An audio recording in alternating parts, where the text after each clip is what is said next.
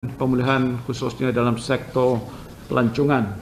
Muhyiddin said the tourism industry was recovering too slowly without international visitors and noted that operators needed time to resume businesses. The country's borders have been closed to foreigners since the start of the pandemic. Malaysia is set to lose the Malayan tiger species within 5 to 10 years should no drastic actions are taken immediately.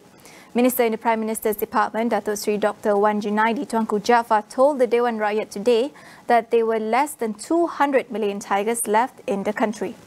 Sebenarnya yang bermasalah ialah manusia yang berhormat membuat masalah ni berlaku. Kenanya habitat harimau ni ialah hutan rimba belantara. Tetapi kita dah lesen, dah tebas hutan dan sebagainya. Jadi makanya pengecilan hutan rimba ini telah mendatangkan, makanya harimau ini akan keluar daripada habitatnya bertempung dengan manusia. Dan manusia encroach dengan izin kepada kediaman harimau. He said the government will implement 9 strategic actions for the conservation of the Malayan tiger for a period of 10 years, from 2021 to 2030. This include better enforcement and patrols on the ground and improving conservation efforts. Wan Junaidi said the government will also establish cooperation with zoos and universities to keep the species in other countries, including the United States and Singapore, like what they did with the tapis. Ahead of the Melaka election, AWANI tonight will be speaking to several of the candidates to feel the pulse of what is going on in these historic elections. For tonight, we speak to UMNO and Barisan Nasional candidate Datuk Kalsum Nordin on her vision and mission for the people of Pengkalan Batu. First on the agenda for Kalsum is to help solve the flooding issue in Pengkalan Batu. Well, my major concern for Pengkalan Batu is flood, right? We have faced 3 floods within 6 months period. Definitely, flood mitigation is my first priority. Having lived in Pengkalan Batu since 1961, Kalsum knows the community and has been on the ground helping those in need even during the pandemic. Pengkalan Batu is a Malay majority seat, right? And it is the voice and inspirations of the grassroots that UMNO contest is in this seat, right? And being a homegrown Pengkalan Batu residents, I'm familiar with the problems and needs, right? In fact, I've long give my service to them, especially during the pandemic and floods period. So to results, the seats from PH is not a problem for me at all. Since face-to-face campaigning is not allowed at all, yeah. But I'm glad that I have come to the ground and meet them back way, right? Before these elections. Right, which means that we wanita have done our parts and we have done our kebajikan number 1 when there's a flood, rain or shine, kebakaran, you know. So we are there first to reach the place first. So we have no problem at all. It will be a tough challenge for the Pengkalan Batu seat, which will see a 5-cornered fight.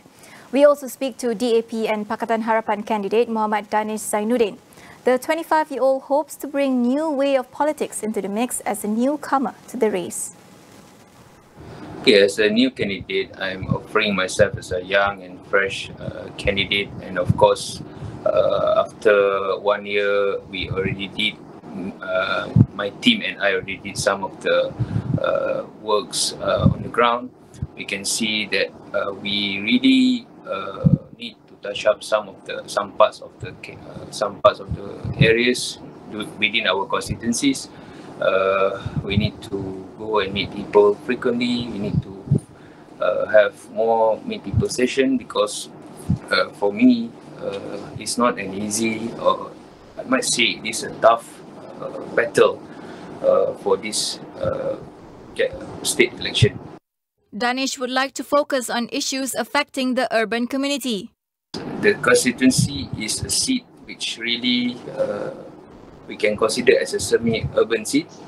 So we might need to deal with some of the issues like urban poverty, and also the local issues such as the flash flood.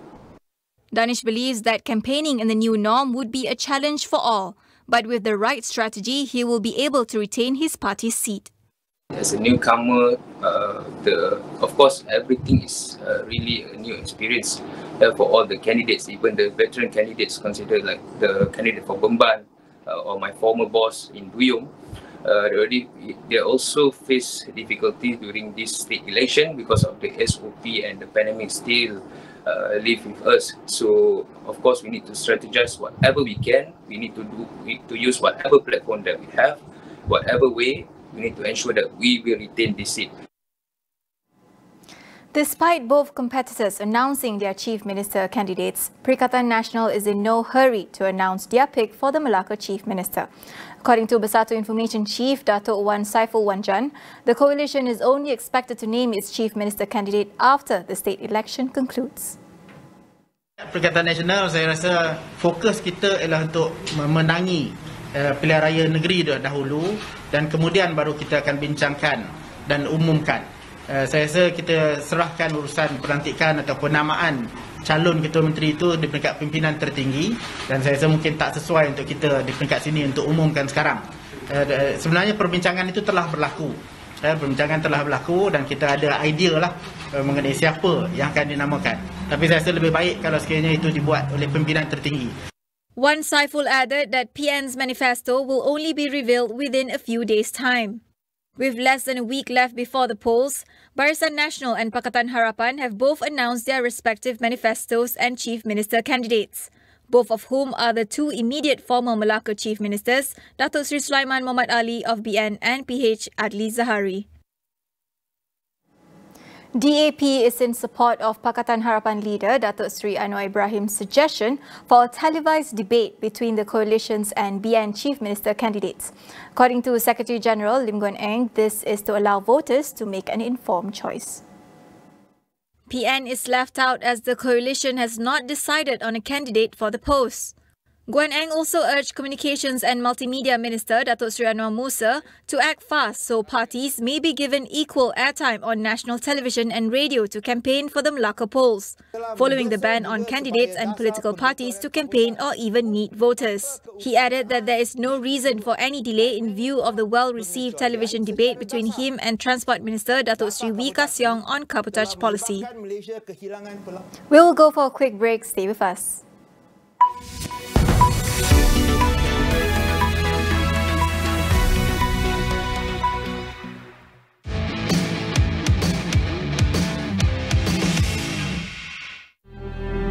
Kes masih tinggi.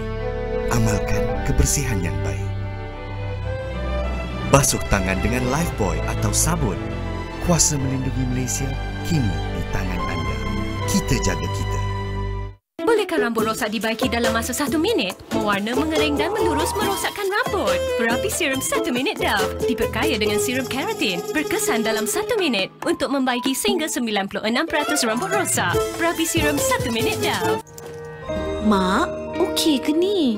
Lepas Mak minum teh, okeylah nanti. Pergilah, nanti lambat pula. Mak, cuba ambil ni. Tapi ini akan berada di dalam badan lama. Saya betul-betul nak Mak sihat. Cuba tengok ni. Panadol Optizorb tidak mengganggu perut dan disingkirkan dari badan anda secara semula jadi. Berkesan pada kesakitan tanpa mengganggu perut. Jaga diri dengan Panadol. Nikmati penjimatan 50% dengan penyelesaian perniagaan Unify. Dengan Microsoft 365, kolaborasi dengan pelanggan. Kongsi hasil kerja terbaik dan urus semua keperluan perniagaan anda. Layari unify.com.my/SME Grant hari ini.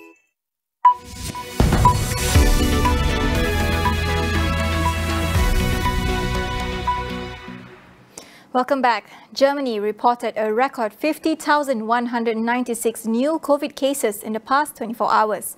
The fourth day in a row it has posted a fresh daily high.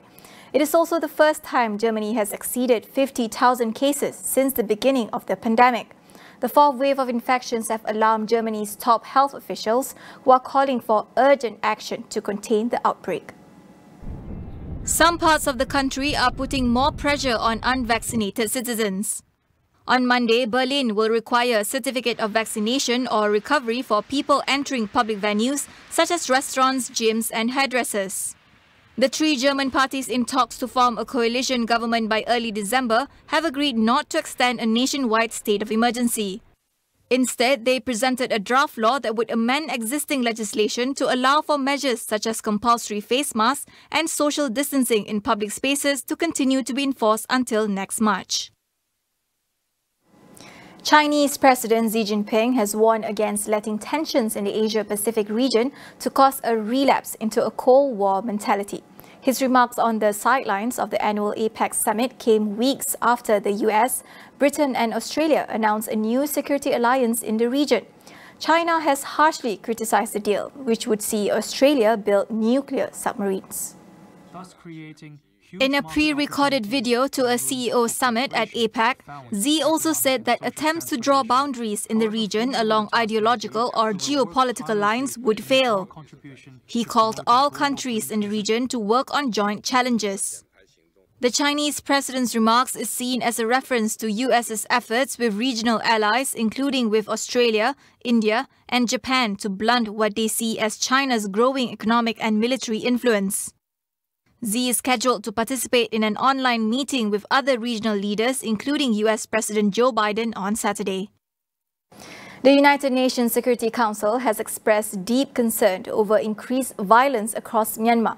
In a rare statement agreed to by all 15 members, the Council is calling for an immediate end to fighting and urged the military to exercise utmost restraint. The statement came amid reports of a build-up of heavy weapons and troops in the western Chin state, suggesting an imminent army attack to flush out militia groups formed after the military ousted Aung San Suu Kyi's elected government in a coup in February. On Monday, the United Nations aid chief warned that the humanitarian situation in Myanmar was deteriorating, with more than 3 million people in need of life-saving aid due to the growing conflict and failing economy. After a series of delays, SpaceX launched its fourth astronaut mission for NASA as part of the agency's Commercial Crew Program. The Crew 3 mission carried 4 astronauts, a US Air Force veteran, 2 younger American crewmates and a German scientist. They are due to arrive at the space station on Thursday evening. 5, 4, 3, 2, 1. Elon Musk's private company SpaceX launched the astronauts to the International Space Station on Wednesday night in a Falcon 9 rocket from the Kennedy Space Center in Florida. The quartet will spend 6 months on the orbital outpost and conduct research on deep space exploration. The mission had been postponed from its original October 31st launch date due to a string of weather delays, followed by a medical issue affecting one of the crew. Crew 3 is part of NASA's multi-billion-dollar partnership with SpaceX that is signed after NASA ended Space Shuttle program in 2011. Milestone coming in about 2 minutes. That second stage will separate. Crew Dragon. The WHO had urged Malaysia to get serious about road safety after we logged the 3rd highest traffic death rate in the West Pacific region. Tonight on Consider This, we asked our guests about reducing road deaths and injuries. That is all we have for you on AWANI tonight. Get the latest news update on COVID-19 and COVID-19 vaccines from astroawani.com and the Astro Awani app. I'm Farhana Sheikh. We'll see you again.